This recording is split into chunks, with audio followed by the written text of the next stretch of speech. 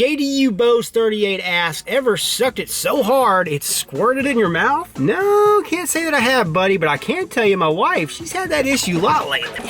What's going on there, boys and girls? Rip Trippers back at you today with another vloggy vlog, and this is going to be a little bit different because it's going to be a Q&A, question and answer, and I've never done one of these before. I posted on my Instagram a few days ago a little card that said, you got questions about me? What you want to know? Post down in the comments section. We had like 1,600, 1,700 questions, so I'm not going to be able to answer all those questions. Come on, we'd be out here for days and days and days, but what I did was I pulled together some of the ones that were the most asked. I put them in chronological order for you guys, so I'm going to start early on in my life, and then we'll work our way to the vaping. That's what I'm going to be doing for you. Oh yeah, Rip, what you vaping on today? I'm vaping on, I cannot put this thing down. This is the RTA. This is the RTA. This is the Azeroth RTA. I just did a full review on it. Oh man, I voted it Best RTA 2017. And what I mean by Best RTA 2017, the flavor. Holy cow. I got the same build in here that I did in the review. The 0.10 build, same wick and everything. The flavor has dropped a little bit. It wasn't as good as it was on day 1, day 2, or even day 3. But this is going on, God, what is this, day 5 or 6? 0.1 ohm build. I had to drop the wattage too to get the best flavor. I noticed that the longer that you have wicks in, this goes for every RTA, RDA, any delivery system device. The longer that you have your build in there and your wick in there and it gets dunked up over time, the lower that you have to drop the wattage in order to retain the flavor. 0.1 ohm build, and look at this, watch the vapor production. I know 60 watts with a 0.1 ohm build seems like nothing, but this is actually kicking ass and taking names. Let me show you.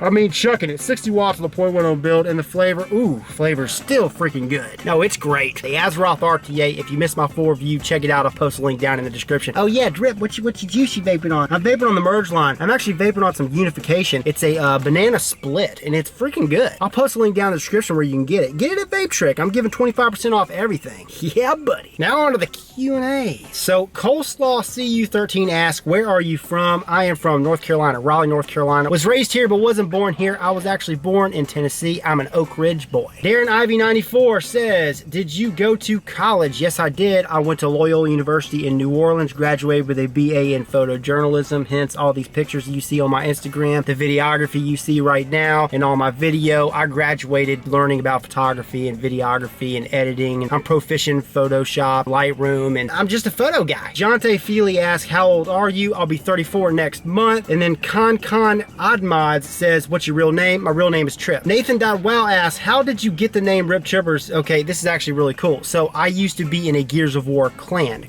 Oh, Gears of War. I used to play that game all the time. Played it from the first Gears to the second to the third. Man, I didn't like the fourth one that much. This last one was pretty good, but I really got into the third. I feel like the third Gears of War is the best one. And in the third Gears, we created a clan. RIP stands for Rip It to Pieces, and then Rip Trippers. My name's Trip, so I said, well, you know what? I'll just say Trippers, Rip Trippers. When I went to create my YouTube channel back in 2012, I was like, hey, Rip Trippers. That's how it started. Pretty cool, huh? Danius Magus asks, what job did you have before YouTube? So when I was in high school, well, actually in high school, I played ball and I traveled all over the country doing showcases, so I really didn't have a job. But as I got older, my dad, he was in real estate, and I got into real estate with him, and then I went off to college on baseball scholarship, and I got into photography. Like if I just mentioned, okay, I graduated with a BA in photojournalism, did a lot of documentaries. I mean, tons of documentaries, and I just fell in love with it. Right when I graduated, I got married. I graduated in, let's see, 2007, December of 2007, got married that same month. The summer before that, I did a wedding photography internship, and I collected a whole portfolio of wedding photos. After we got married, I didn't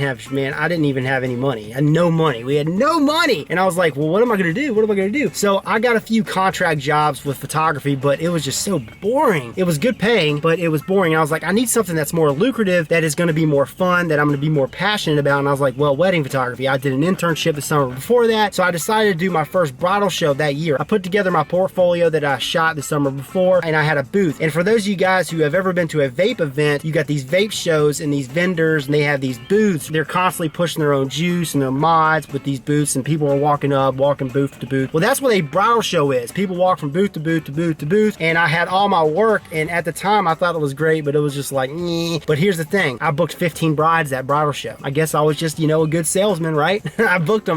For 5 years, I shot weddings after that, and I traveled to Key West, to New York, out on the West Coast, and I was shooting all over the country in different magazines, and it was super fun. But here's the thing with wedding photography. It is taxing, man. You are a slave to the bride and the groom, and it's not just the wedding day. You're a slave after that with albums and all that. The money was good, but it just wasn't exceptional. You know, in my book, it wasn't exceptional. What I did after that was I decided to use my photography skills and my editing skills, and decided to write software for a photography software. So me and my brother-in-law, we started this company, we wrote the software, and it just blew up. And I'm talking about exploded for like a few years, and then we sold it off. So then I used that money and invested it into residential real estate and commercial real estate, and then I found vaping, and vaping, man, after that, it was just all she wrote. Not with the YouTube channel, but just like passion-wise. So I've always been an entrepreneur. I got that from my dad, and it's just embedded into our DNA. Owning our own businesses, starting something from the ground up, building. It's like building a fire. It's an art. Tears don't fall. What inspired you to start a YouTube channel? Vaping. When I started vaping, no one was vaping, guys. I mean, there was a few people of vaping. You had different forums, small little forums online. It was much larger online than it was, you know, on the ground. I mean, nobody was vaping. So every time I went out, people were like, what are you doing? What are you doing? And I would, you know, educate them. And my wife saw that every night. She saw that when we'd go out to dinner or something. And she was like, Trip, you need to start a YouTube channel. Do it. So I started it in April of 2012, and slowly, this is not an overnight thing, guys. This took a lot of hard work. At first, it was more like fun, and it still is, but it's a whole nother level of fun now. I mean, it was more like a hobby, you know, and now it's like full-time, crazy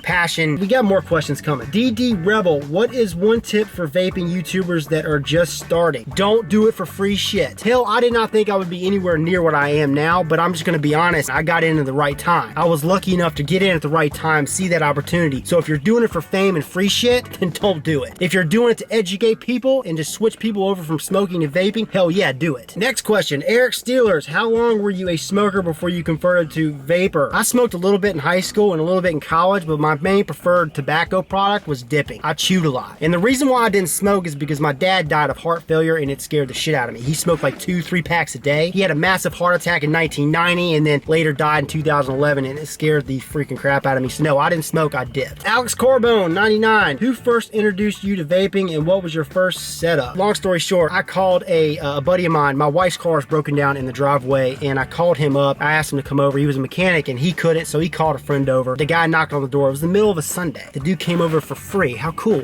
right? Well, anyways, I had a fat old dip in, a ham hock, a big old lipper, and I'll tell you what, he knew it because he dipped for 25 years. But long story short, there was nothing wrong with my wife's car. It was out of gas. But here's the thing, I think it was fate. I think it was meant to be, because the guy basically looked at me, right? And he said, how long you been dipping for? And I said, geez, 20 years. He was like, well, I dipped for 25 years and I quit like that. And I was like, well, how did you do it? And he pulled out this little pen. It was like this little, dude, I think it was before Ego pens. It was one of those pens where, yeah, you had the polyfill with the juice up top and it fed down your disposable atomizer, kind of like a 901 Addy with the polyfill up top. It was something like prehistoric, man. He took a hit off of it and blew this little mini cloud, which at the time I thought was a massive cloud. And I was like, man, where'd you get it? And he was like, down the road. That night I went, I switched. Yeah. Incomes 44, how much juice do you go through in a day? I would say probably 10 mils. And that's just because I'm doing a lot of reviews. Now, I know friends that go through like 30 mils. They're nuts, but they're vaping on something like the TFV12. That's the thing with a lot of these products nowadays, man. See, back then we had smaller products, so a 30 mil bottle of juice would last you a week, whereas now it would last you a couple days, 2 to 3 days if you're lucky. Ritual Lungus, what is your hobby besides vaping and fishing? My kids. Definitely my kids. I mean, I want to spend as much time with my kids as possible, and majority of the time is spent doing vape videos or vaping research. Vaping. I'm always in meetings. I'm always doing videos. It doesn't ever end, but you know what? I don't want it to. I love it. I'm super passionate about it, but I'm also very passionate about my kids. Got to spend time with my children. My dad wasn't there for me when I was young, all the way up until I was like 15. He wasn't there. He was on the road working all the time. So my thing is, got to be with my kids. Got to be with my kids. So that's my other passion. Ash Wazir, do you smoke weed? I did a lot in high school, and I did a little bit in college. And I know people are like, Rip, your eyes are red. I got allergy problems, guys. I mean, seriously, I've got major allergy problems, and I'm on meds right now for it. And I don't know if you noticed this, but the whites of my eyes have been much wider lately. Before I wasn't on allergy medication, and it looked like I was stoned all the time. But no, I don't smoke weed. Not anymore. Next question, Eric Val asked, are you married? How did you meet your wife? Been married for 10 years, okay? And we met, we've been together for freaking 17. We were high school sweethearts. I met when I was a sophomore in high school, and we just hit it off. It was a long ride in college. We did freaking long distance for 4 years, but we were both loyal and faithful to each other. And we stuck it out and we're soulmates. Theory of Kiwi asks, do you have kids? Yes, we got 2 kids. We got a 24-month-old and then we have a 7-month-old. One's a girl, one's a boy. Best thing that's ever happened to me. I didn't realize how much my parents loved me until I had my first child. Once I had my first child, and it sucked because my dad, he died back in 2011, and my daughter, my firstborn, she was born in 2015, so he was 4 years late, which sucked because she couldn't meet him, he couldn't meet her. But you know, having that moment where, man, my parents, they loved me this much, that's crazy. It really brought a tear to my eye. It made me sad, but at the same time, it was a bittersweet because a new life came into this world, whereas my dad, he had left, you know. So, but having kids, man, it's the best thing that's ever happened by far. Dungeon Lair asks, if you were stuck on an island with only one vape setup, what would it be? Okay, I get this question all the time, and honestly, I can't answer it because I am dealing with a different product every day. And I could be honest. Here's the thing. Okay, I'd carry this right here, this RTA, because right now it's the best RTA that I've used. Yes, it's better than a Faro RTA. Better than your Faro? Yeah, for flavor, yeah, absolutely. As far as a mod, I would carry a built-in battery mod that's got a ton of battery life. What was that Kangertech built-in battery that had that 6,300 milliamp hour battery? Point is, guys, is that I'm not just gonna have a product sitting over here going, oh yeah, I would use this all day, every day, because it just changes up all the time. I'm having to give away everything to my friends because I could get stuck on this freaking RTA like this right here. After this video, I gotta toss it, man. I gotta give it away to a good buddy of mine and move on to the next product. Otherwise, I'll be vaping on this all the time. So basically, there's a lot of products that I would carry on a desert island. There's not just one I could pick. Seymour18 asks, where did you get your hat? Oh, I get this question all the freaking time. What the fuck is that? Fly?